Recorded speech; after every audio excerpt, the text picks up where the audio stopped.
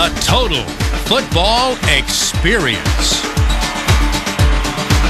With Oklahoma State Director of Athletics, Terry Don Phillips, and ESPN's Chris Fowler.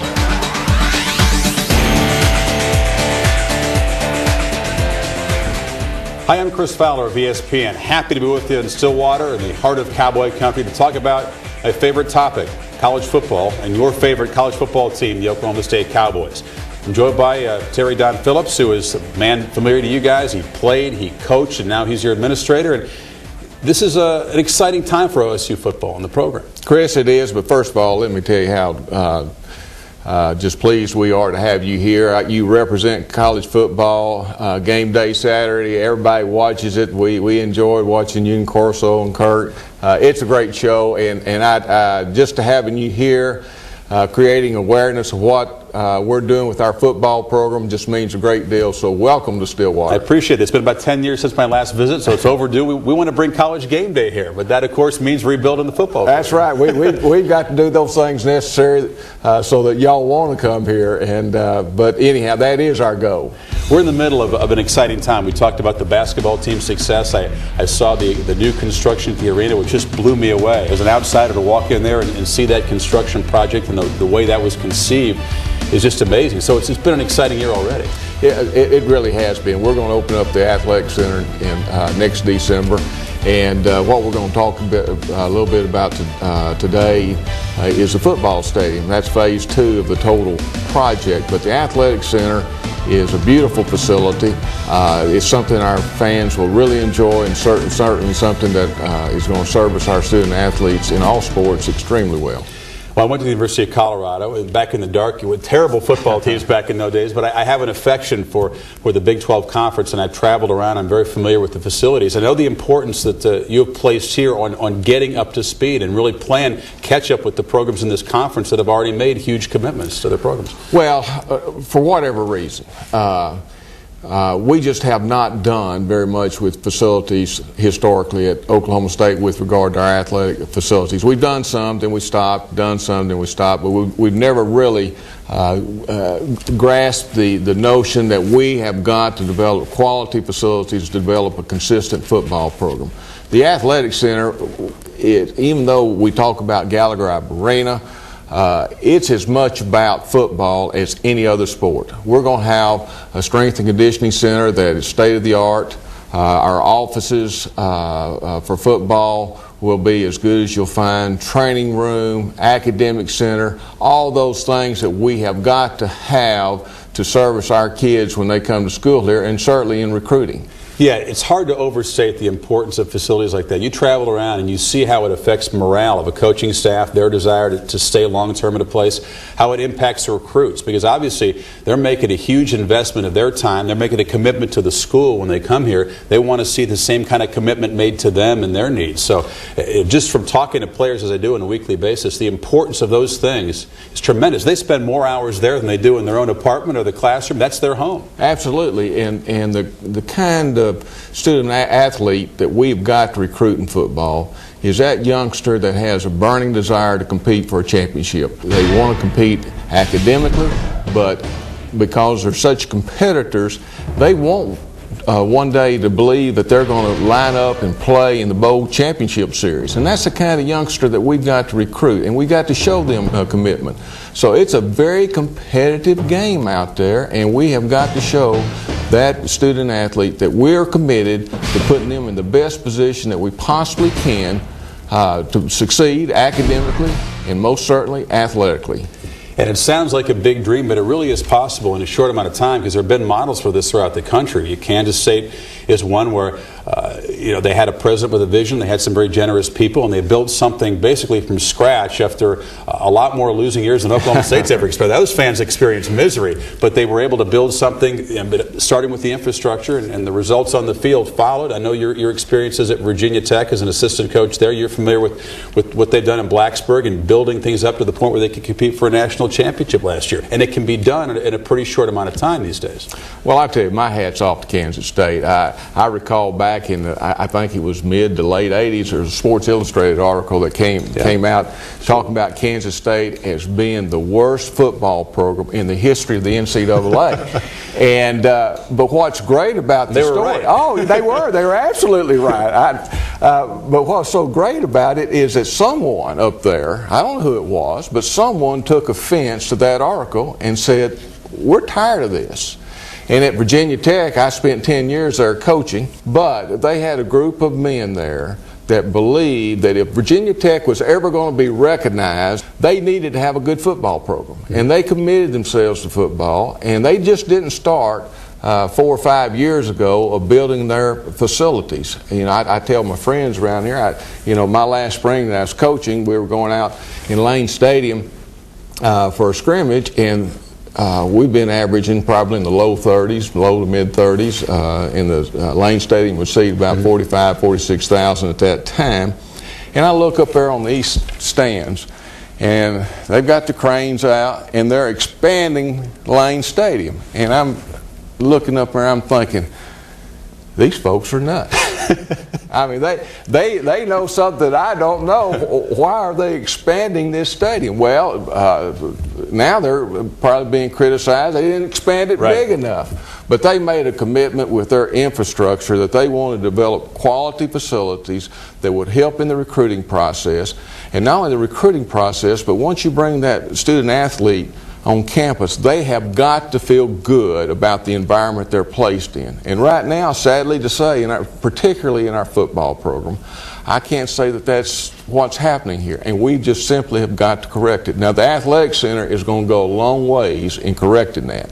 But we need to get that stadium corrected as well. Yeah, it's nice to see those cranes outside. That's the sign of any successful business. You're building and expanding.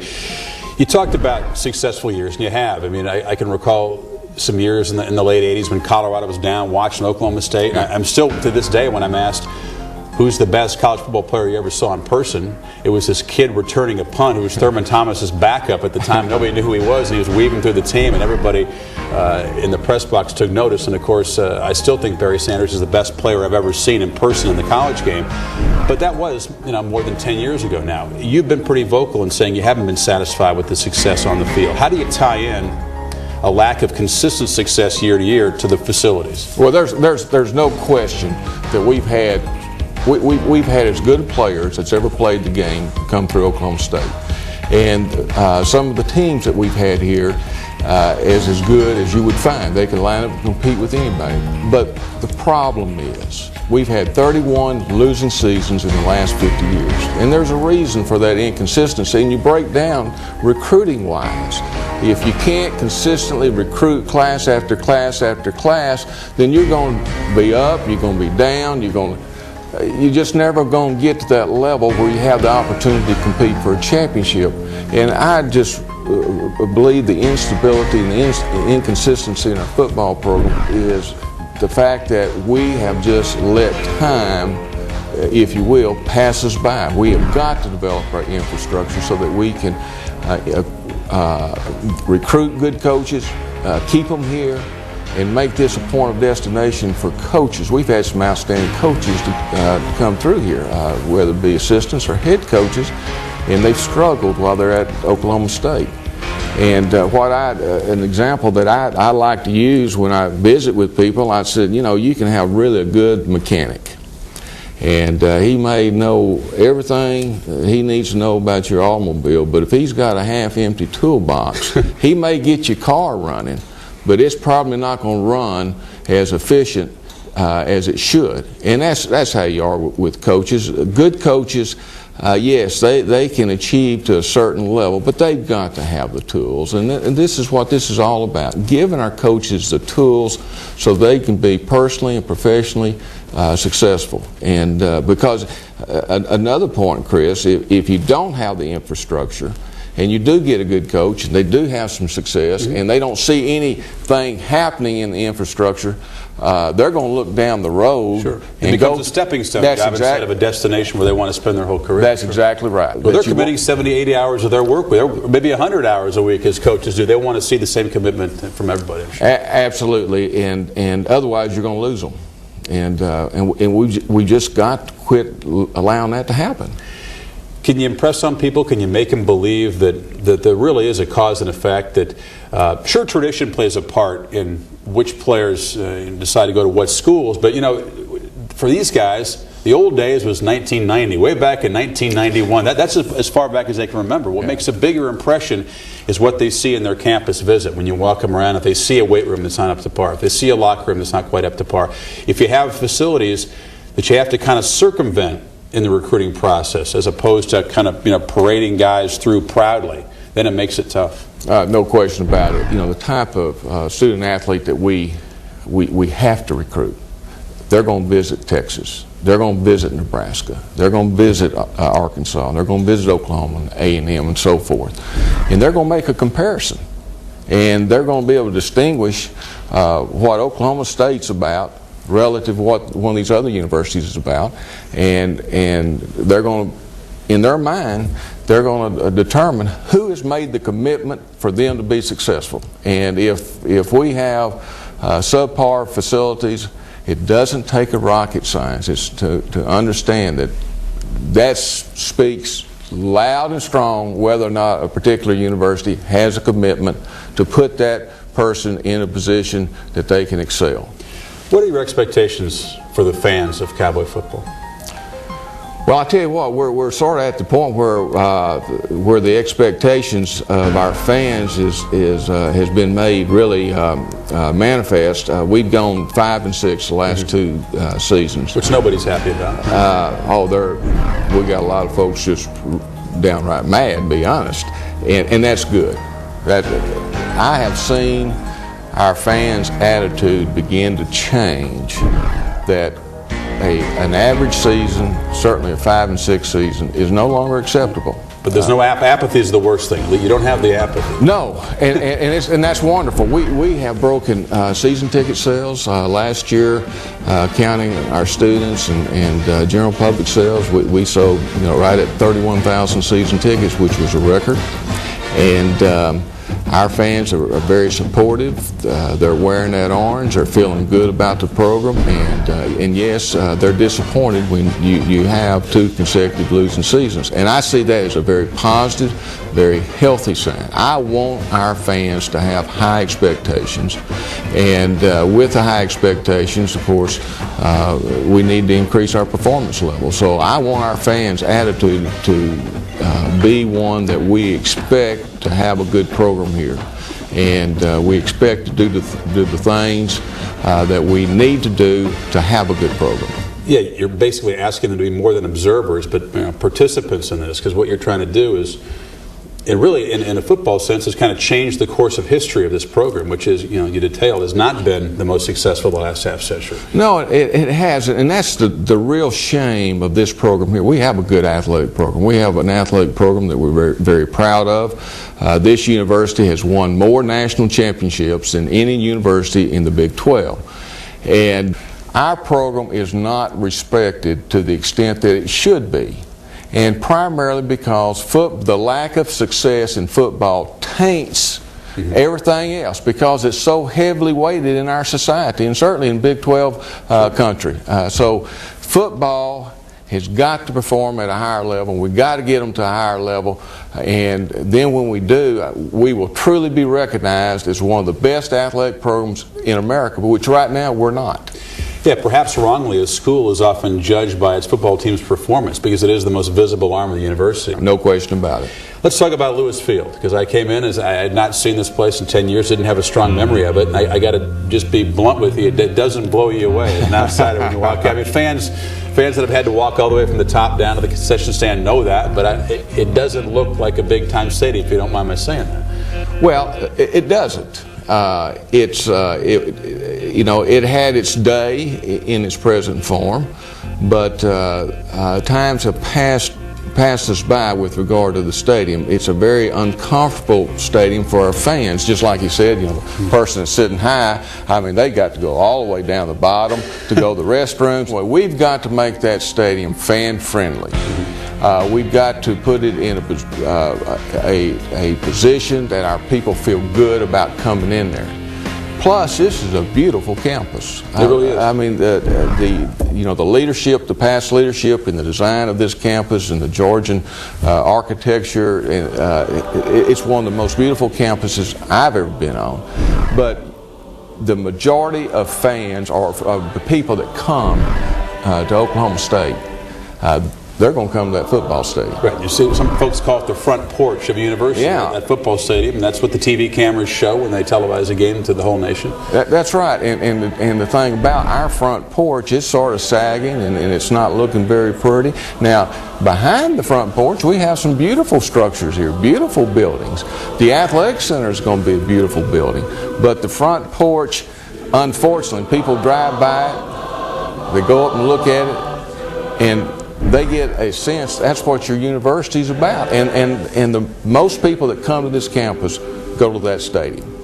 Well, I've been amazed by the modernization of your athletics facility there. What's the plan for the football stadium? Is it that ambitious? Is it that dramatic? Well, it's pretty ambitious. We did a master facility study 5 years ago when I first came here, and the Athletic Center was the cornerstone of beginning to make everything happen. That's phase one. Mm-hmm. Now we're talking about phase two, being the stadium, to get in there and completely modernize it. I'm talking about new concessions and new restrooms and making it comfortable for our fans. New press box for the new press box for the TV times will like that too. We want you. One day we want y'all to come here and do Saturday game day on ESPN. But we've got to get our house in order before that happens. And we're talking about bowling in the west end zone, going on the north side, and doing some things to really make it comfortable for our fans, and really making it a very attractive facility on this campus that we can recruit to and people feel good about being in.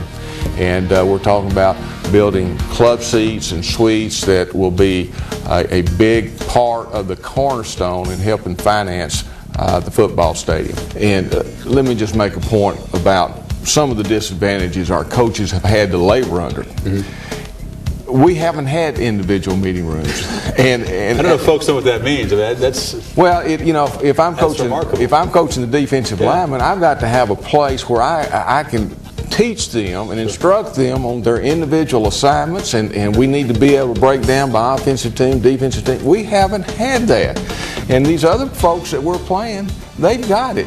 That's just basic. That's not being a football palace. That's a basic tool. That's just being as fundamental as you can be. Right now, our coaches have had to meet in the hallway, in corners of the locker rooms, and whatnot. That'd be like asking one of our professors here at Oklahoma State to go out in the hallway and teach their class. And turn out Nobel Prize winners. That's right.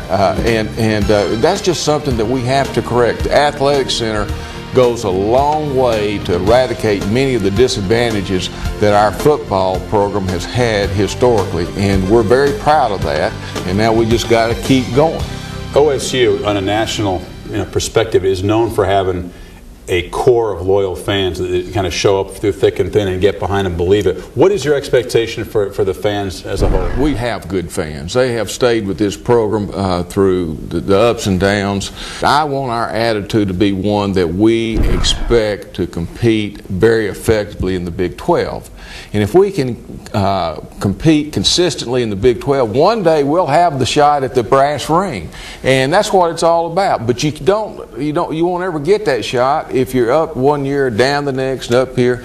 So we want our fans, and we expect our fans to have high expectations, but we also want our fans and expect our fans to continue to renew their season tickets, to renew their posse memberships, purchase new season tickets, because the really good programs are the ones where they have the consistency in the season ticket base. That way you can plan, and you don't have to knee-jerk and react if you have a lot of fans. If they get so disappointed, they just fall out and they say, I'm not going to buy season tickets because, by gosh, I don't like what they're doing at this particular point in time. That's when you have the inconsistency. So our fans need to be consistent in their support. And if they are, then we can develop a consistent program. But when you have the ups and downs with your season ticket base, you really have some problems because you end up having to react to situations rather than good, solid planning. We've talked about this vision and these grand plans, and it sounds great. What's the timeline for it? We need to work with a sense of urgency. Our Board of Regents is supportive of what we're doing. Our university administration is supportive of what we're doing because they recognize the importance of good, solid football program that can create a very positive image for this university. So September 14th, 2002 is that date that we're putting the pressure on ourselves, and that's why we scheduled UCLA, because they're a great team out of the Pac-10. It'll be a game that people will want to watch and come to Lewis Field, but we want to have those backhoes and those tractors there. We want to start to work by at least then. Let's talk about paying for this. What's your plan for financing this pretty ambitious project? Well, with the Athletic Center, we had great support from our students when they voted in a fee to finance a portion of it. Wonderful support from the city of Stillwater when they voted in a use tax to support a part of it, and we've had tremendous support from the private sector with contributions. With regard to Lewis Field, the way that we believe that we can get there, certainly we're going to have to go to the private sector with regard to talk with the individuals about individual gifts and helping us in that manner.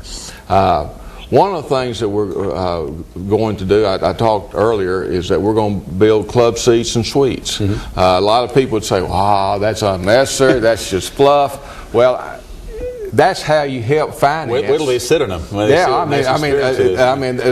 they're really going to be nice, but that is the way that you can help finance, and that's going to be the cornerstone of helping finance this phase of selling those club seats and suites. So it's not something that's fluff. It's something that's very necessary in the financing part. The other thing that we're going to do, we've looked at the season ticket prices for the other Big 12 schools.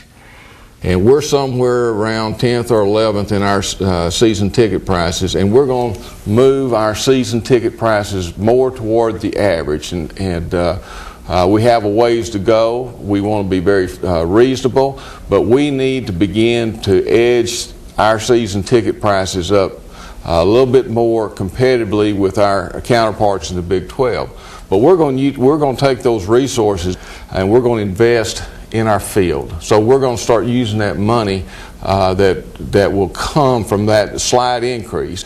Is there a price tag for this? Is there a price tag you've talked about or we're willing to reveal at this point? To totally complete the project from the south side to the north side, you're looking probably close to $50 million. But the first part of this phase will probably run us anywhere from 22 to 25 million. And what we're talking about doing there, we're talking about coming in and just completely redoing the restrooms, concessions, building an upper concourse on the south side so it will service those people that's up high. They don't have to walk all the way down to the bottom. They can just go out to the concourse level and go to the restroom and go to the concession stands. Certainly in this particular phase, we would be building the club seats and suites to help us finance the total project, to help us finance the other things. I do want to go ahead and close the end zone for a couple of reasons. Number one, when we bring recruits in, they need to see a big-time stadium and not scaffolding seats out there. And we're talking about putting concessions and restrooms in there too. But the other thing, as you look at the design of this, Gallagher-Iba is well known for being there's times when we're playing well, you can't hear yourself. Yeah. That's great. You just can't hear yourself. But with the athletic center sitting in the east end zone, if you enclose the west end zone, then you can capture that sound in Lewis Field and you can create a tremendous football atmosphere because you can keep the sound in. It won't be the biggest place in the conference, but it's a great atmosphere and you can impose a real home field advantage there if you can absolutely. Get that noise. You don't have to have the biggest facility, you don't have to have the most grandiose facility, and you don't have to have the most money. But what you have to have is quality. You've got to have facilities that speak to your commitment. It's facilities that you can recruit to. It's the tools that the coaches need to have. And it's an environment that you can place your kids in where they can feel good about where they are. Because keep in mind, when our kids go to play football, they go into these other stadiums and they see what they have. And, you know, being human nature, they're going to make comparisons. And right now, quite frankly, we're not putting our kids in an environment where they can consistently be successful.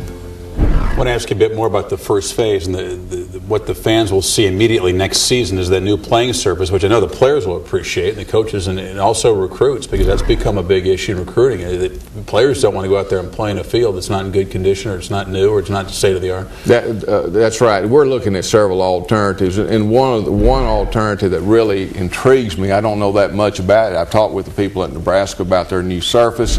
It seems to be, I mean, it looks like grass, it sort of feels like grass, and the players, we played on that turf last year, and our players really liked it. That's the feedback I got, and that's something that I'm sort of believing that might be a direction we might want to go, but certainly we have to look at all alternatives. But I certainly like what Nebraska put down on their field, and it certainly hadn't hurt their performance.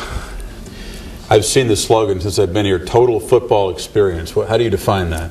Well, that's a good question, and we've hammered that around in our staff meetings. But when I talk about a total football experience, I'm talking about from the time the fan comes in, they tailgate and they enjoy themselves out there.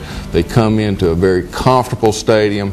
They have plenty of amenities to service them while they're there, such as the restrooms and concessions, and they go into their seats, and it's a comfortable stadium, so they feel good about that, and it looks good coming up to, and they can feel good about that. And certainly in the recruiting, I can't say enough about recruiting.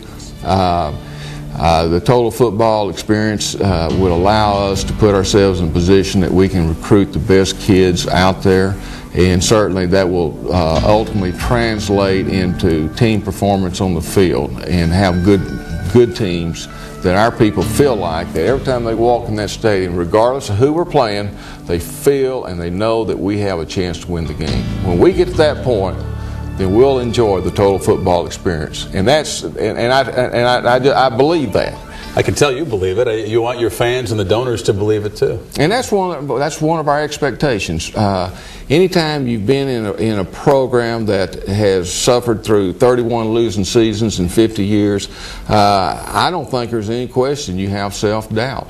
I think that there are people that are saying, well, you know, I've given some money to this, I've given money to that, and I'm just not real sure. Well, I can understand that. That's a hurdle that we've got to get over mentally. We've got to develop an attitude that we expect to get this done, and we are going to get this done, and I truly believe it. That's a pretty good closing message. I thank you for having me. I enjoyed my visit. I look forward to coming back here, and I'll bring Corso and Herb Street and the whole crew sometime. We look forward to that. Well, I know now why Herb Street and Corso look so good on game day. You really help them, but I'm just the Gottlieb. I'm just the point guard. I don't have to do much scoring. I just have to dish out the assists. Well, I tell you, it's great to have you on our campus, and it's great to have someone of your national stature to come here and become aware of what we're doing. And we want you to keep up with us, and I hope come September 14th, 2002, that y'all are back here. It's been great to have you. Enjoyed it. Thank you. Wish you the best of luck, too.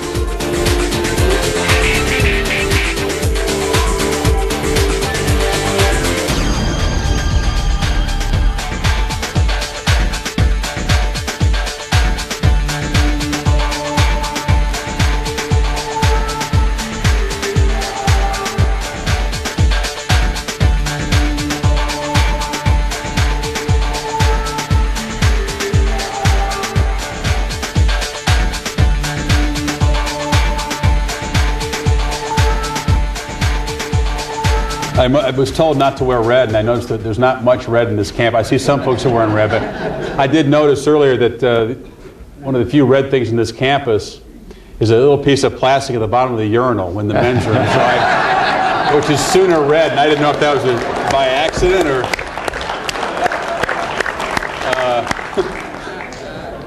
My name's Shane Smithton. I'm from Woodward, Oklahoma. Chris, could you tell us your top 2 or 3 favorite football facilities and specifically what you like about them? Tell you what, any place on Saturday where there's a big game that's filled up with people who are passionate about the sport is a great stadium to me. I mean, it doesn't have to be at the foot of a mountain range or by a river. Any place that's filled up and loud and boisterous and cares about the game is great with me. Terry Don, John Pixley from Tulsa. Will the season ticket holders be asked for a construction contribution as with the athletic project? No. What we are going to ask season ticket holders is allow us to move toward the average cost of all Big 12 schools. We believe that's reasonable because people want us to compete in the upper half of the Big 12. But it's unrealistic to expect that we can consistently do that if our resources are down at the bottom. Hi, Chris. My name's Megan McElroy, and I'm from Snyder, Oklahoma. And I was just curious, I think we all are, if you could give us a guarantee that you're going to bring Game Day Live to Stillwater, Oklahoma for the UCLA game on September the 14th, 2002. Sure, just That's a guarantee.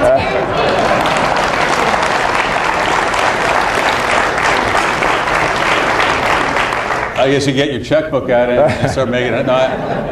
Terry Don, Daryl Goforth, Stillwater. How do we change the mindset of the OSU fans from hoping to win to expecting to win or demanding to win?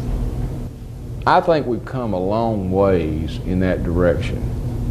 And I think that this is why it makes talking about a project like this a possibility, and it can be a reality.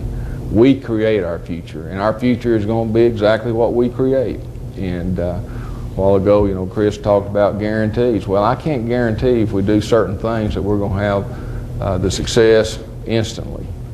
But I am very confident in saying that if we don't do something, if we don't get aggressive and we don't get serious about competing with this program, then we'll repeat the last 50 years. And this is too great of a university, too good of people to allow that cycle to continue.